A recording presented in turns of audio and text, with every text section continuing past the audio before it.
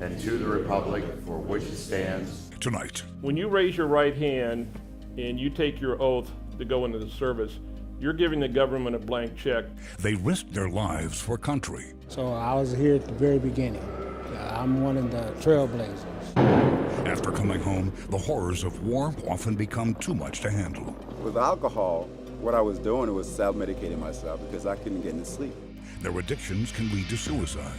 Their actions can lead to jail. I've seen them grow from their orange jumpsuits to their suits. What if the system offered another way to help? And I don't think the community even knows that it exists. For the next half hour, because that would have just made it worse, and I can't let people down again. a 6 News special. Stu, come on up. Let me give this to you. All right. Congratulations. God bless you. Sir. Okay. Brian Mastery reports second chance for troubled veterans. Good evening. Court is often about punishment, but 20 years ago, Douglas County flipped that idea, starting a first in Nebraska problem-solving program. Drug court helped those who had been arrested for non-violent drug and alcohol offenses. Graduates would see those felony charges dismissed. We are now a year into a similar program in Douglas County, but this one targets a specific population, veterans. I joined the Marine Corps for a reason, because I decided that I was going to be the biggest and the baddest. Artillery school graduation, 2004. Posing in front of a howitzer, Justin Poland's gun crew. So a lot of the issues that I had kind of bubbling below the surface, I'd pushed aside. You know, if it's out of sight, out of mind, compartmentalized, put in that little box that we do, especially in the military, throw it in the back of your mind. And what I realized is those boxes are just time bombs. Eventually, they're going to go off. His ticking time bomb exploded in 2016. This Omaha veteran would remember Memorial Day for a different reason. I was arrested shortly after Memorial Day due to a bar fight here in Omaha in 2016. Spent 6 months and 1 day, I wasn't counting, in Douglas County. When I first met Justin almost a year ago, he was in an orange jumpsuit, he was shackled at his wrists, he was shackled at his ankles, and he was in court. Good afternoon, Judge. Eventually, Justin Poland turned in his county-issued jumpsuit for a shirt and tie. The public needs to know what this program can do for those that are involved in it. Diagnosed with post-traumatic stress disorder, the Marine would be the first one to take part in something new to Nebraska, a treatment court specifically for veterans. This program not only is giving me an opportunity to overcome a massive mistake in judgment, but also address a lot of the issues that have maybe led me to it. I'm over a year sober now.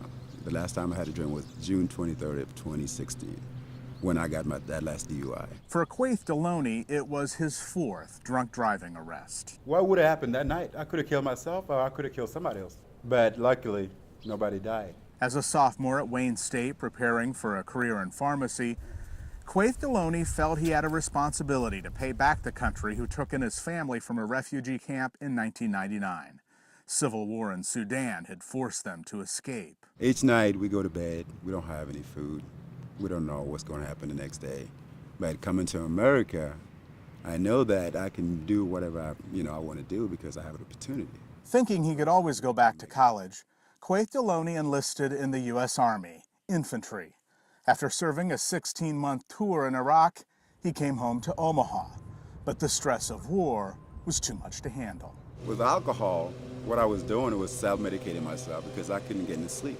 My culture dictates that if you ask for help, you are weak. You don't hear a lot of people say they were excited to get arrested, but I was.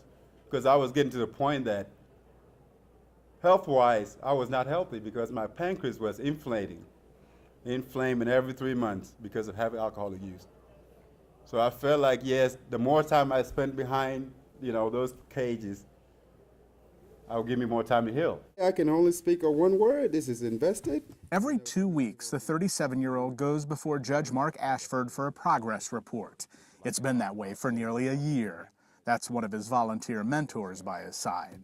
But here you are, and look at how well you're doing. And it doesn't mean that you're special in any way, but you kind of help a new path for those kinds of crimes to be eligible here today. Quaith Deloney and Justin Poland met each other behind bars here at the Veterans Mod at the Douglas County Jail. Quaith is back in college, this time at the University of Nebraska, Omaha, studying law. Okay, scan it. And working full-time at the Shadow Lake Hy-Vee in Papillion. This program have given me a chance that I never knew existed because I thought everything was done. Boom. Perfect. Okay. All right, you want to let's walk over here a little bit more. Justin Poland, who works full-time as a car salesman, Anything popping up? is reminded of his debt to society and second chance through the eyes and spirit of his 7-year-old daughter, Bella. It's the little blue fish. Oh, okay. You're going to have to show me. Cool. Cool. She is absolutely adorable. So let's just keep going. Yep. I just think back of getting arrested in front of her, and then going to jail, not seeing her for 6 months and a day, and then looking at her now, and I just, part of this is to make her proud, but more than anything is to heal myself, get myself in a positive position so that way I can be there as her father. All right. Coming up, Last time we met, you were honest with me, but I had to put you in jail. setbacks inside veterans' treatment courts. Then you have these oversleeping on a drug test. Sometimes, in order to go forward, one is forced to step back. Heroin habit for 40 years, stemming from the Vietnam War. Can the program save taxpayer dollars? My goal is to reduce the number of people in jail. Plus, taking on the silent killer of veterans. It is hard to see somebody's killed himself. When this 6 News special, Brian Mastery reports Second Chance for Veterans continues.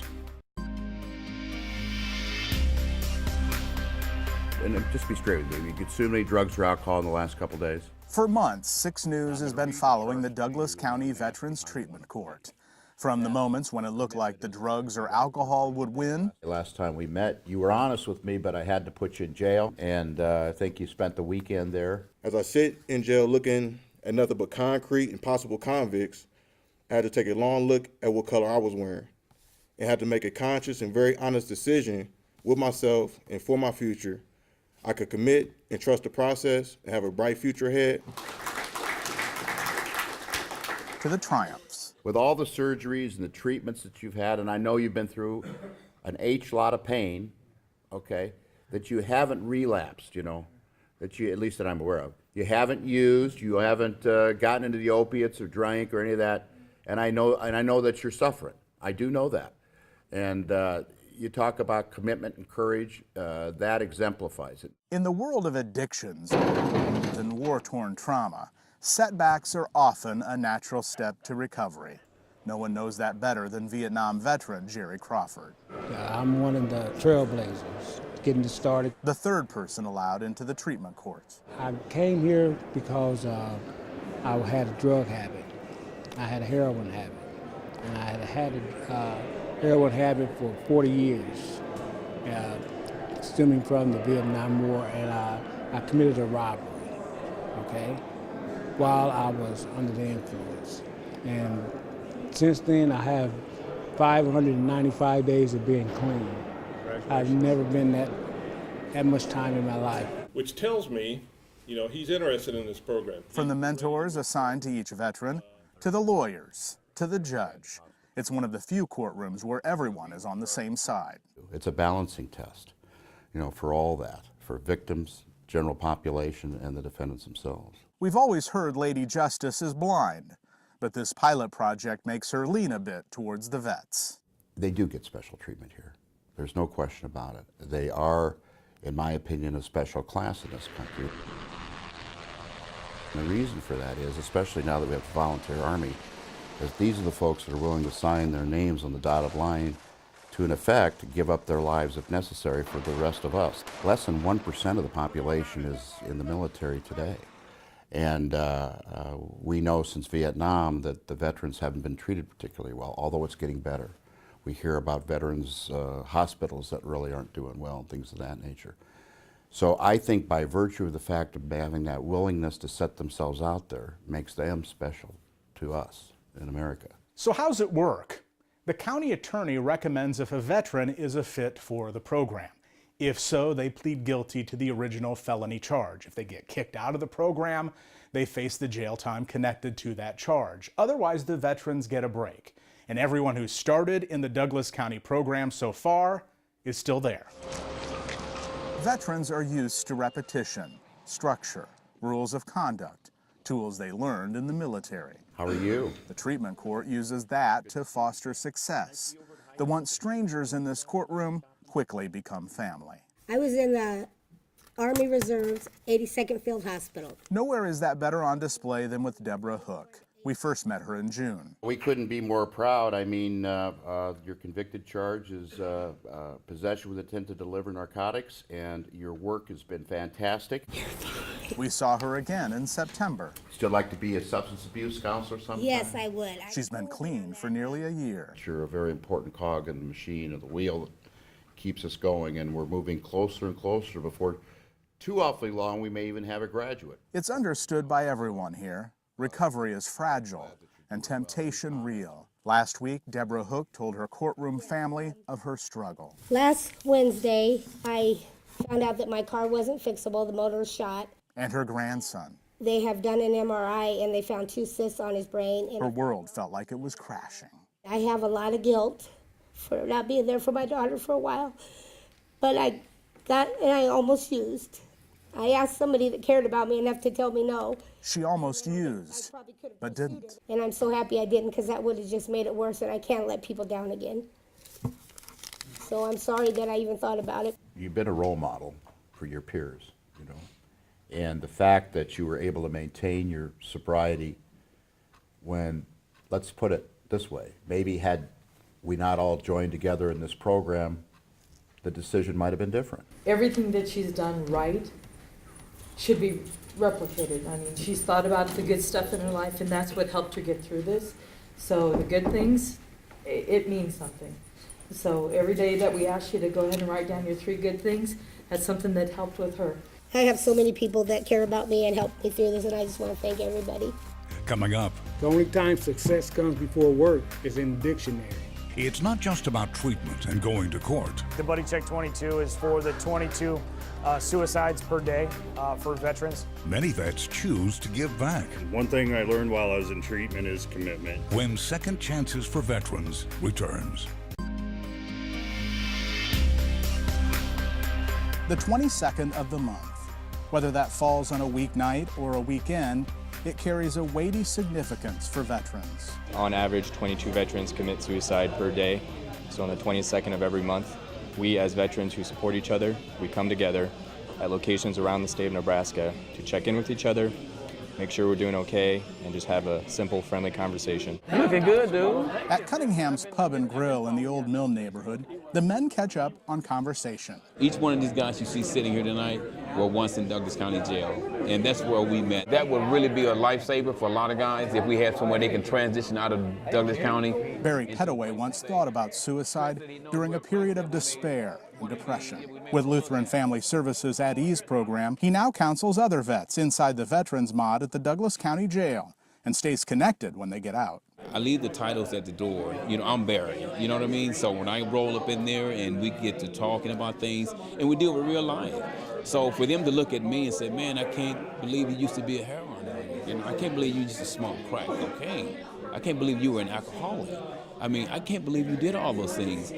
And I said, well, I did, you know, but you don't have to do those things today. He's lived a very full life. He's gone through a lot of stuff, and he's definitely right there with us. He's been through a lot of the same things a lot of us have. And so when he talks to us, you can tell he's right there. He's been in the dirt with us. A few veterans of the Veterans Treatment Court, like Justin Poland, are here too. Quaith Deloney lost 2 friends to suicide.